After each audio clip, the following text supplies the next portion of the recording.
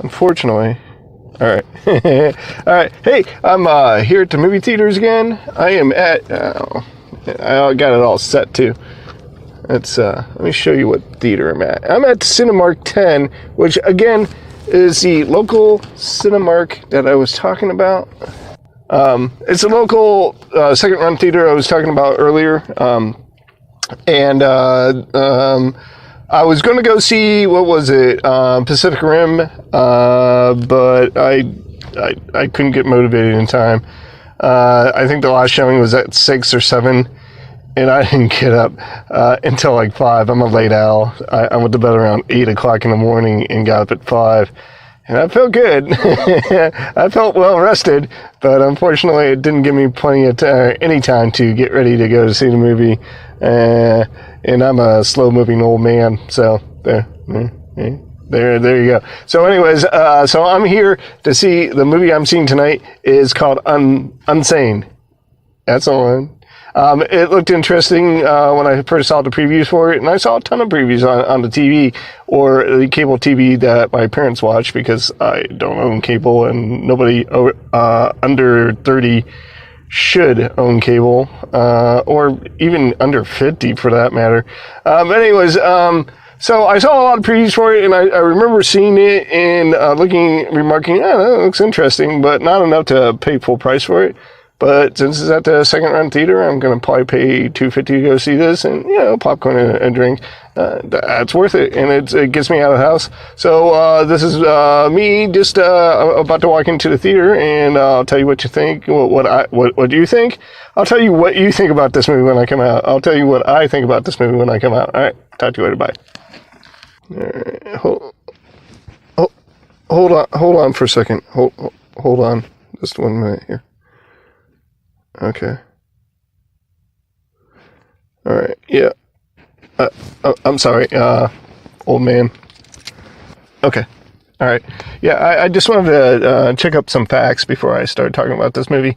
This movie was directed by a gentleman named Steven Soderbergh, and I guess he directed like the Ocean's 11 movie and the 12 and the 13s and the 8s and all that kind of fun stuff. But before that, he started off in independent films, and this had a really big independent feel to it. It reminded me a lot of that M. Night Shyamalan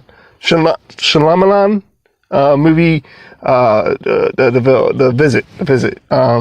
By Blumhouse Productions, I believe it was. They're known for really low-budget horror films, and this is exactly what this was kind of a low-budget horror film. Basically, you got a plot of this strong-willed, independent businesswoman who, throughout the movie, you learn has been a victim of a stalking. All right, and the second part of this movie is when she goes to seek help for this, she's admitted against her will into this mental health facility, and her luck is just completely out. I mean, first off, you get stalked, and secondly, you're held against your will at a mental health facility that, again, throughout the movie, you learn has been admitting patients kind of illegally or immorally because for the simple fact that they want the paycheck off this patient instead of the well-being of this patient. So you put those two things together and you got a really convoluted plot that kind of only works in the movies, to be honest with you. So you already got this like implausible situation going on to kind of swallow going into the movie. So that's basically it, and that's all there is to that movie. You find out that this guy, and I don't know, throughout the movie, I was kind of wondering, I'm going to be making noise into my mic, whether this is true or not, whether she's insane or whether she's not insane, I was waiting for that second shoe to drop. I was waiting for some clever plot twist to happen, and there wasn't any. This was a straightforward movie about some very unfortunate woman who gets stalked by this devious and calculating guy. And it's not that I didn't enjoy this movie, because actually, the more I think about it, and on the way home, driving home, and stuff like that, I was thinking to myself, yeah, I actually did enjoy this movie. And I'm going to go ahead and put my little credit right here. I'm going to go ahead and give it a 75%, for sure. It was actually worth a watch. Now, would I recommend going to the theaters to watch it?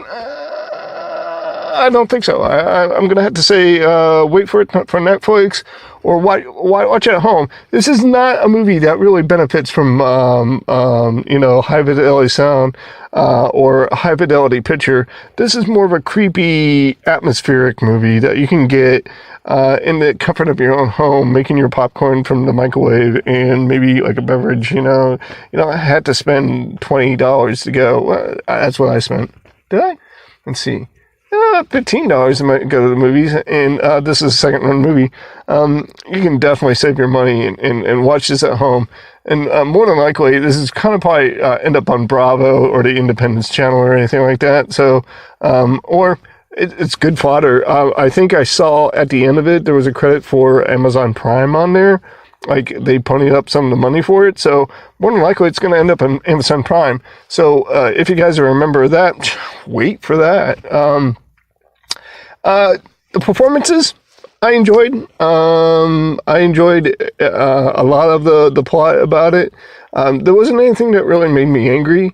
I did enjoy the very end of it. And first off, how she finally made up her mind that to resolve this issue. For the most part, she was a passenger, and she was playing along. There's this one guy who befriended her and said, "Look, as long as you played their game, and as soon as your money cuts out from the insurance, they're going to let you go."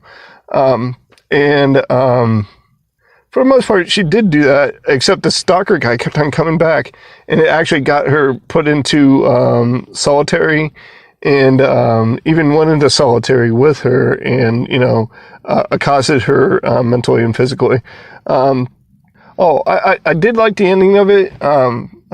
You could see where she stopped being the passenger of the story, or the non-active participant, and became an acting member or a decision-making factor in this movie when when he finally puts her in a trunk and drives her out into the middle of the woods, and then she feigns being unconscious, and he's just laying next to her, spooning her like a creepy guy would, and she flips over, not only stabs him in the eye, but then slits his throat, and then sits on top of him and watches him as he bleeds out.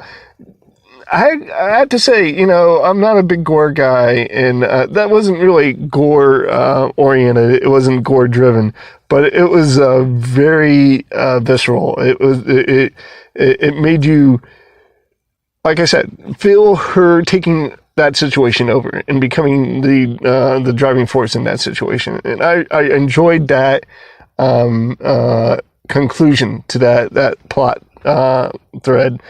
And then the very, very end, when she gets, she's in the restaurant with her friend 6 months later, and she thinks she sees her stalker. So she gets out with a knife and is ready to defend herself again against him, actively defend herself, proactively defend herself. And the guy turns around, and of course, is not him. And then she walks away while looking over her shoulder. And of course, that dictates it, tells me what is actually happening. And she's never going to be over that, and that she's constantly going to be running away from this guy, even though he's dead. And I really liked that conclusion as well. So again, I enjoyed the movie. I would not recommend watching it in the theater, but I would recommend watching it on Amazon Prime. So there you go. I'm going to give it a big old 75%. Whoop, right there. And I enjoyed, going to see this movie, and I enjoyed sharing my thoughts with you. And as usual, I implore you guys, please, please, please, if you like this video, do not subscribe. Do not subscribe. What I want you to do is make your own videos, and maybe send me a link to them, and I don't know. Maybe we can make a collage of like amateur movie reviewers, and I would be willing to do that. I would be willing to edit some of the other people's movies down and maybe make mine less than 10 minutes long, and then include yours, and maybe get like a whole I don't know, network of amateur movie reviewers going on. But anyways, that's my review. I enjoyed it. Go and see it and tell me what you think. All right. And I hope to do another movie in the near future. But until then, I'll see you at the drive-in, and I'll see you later.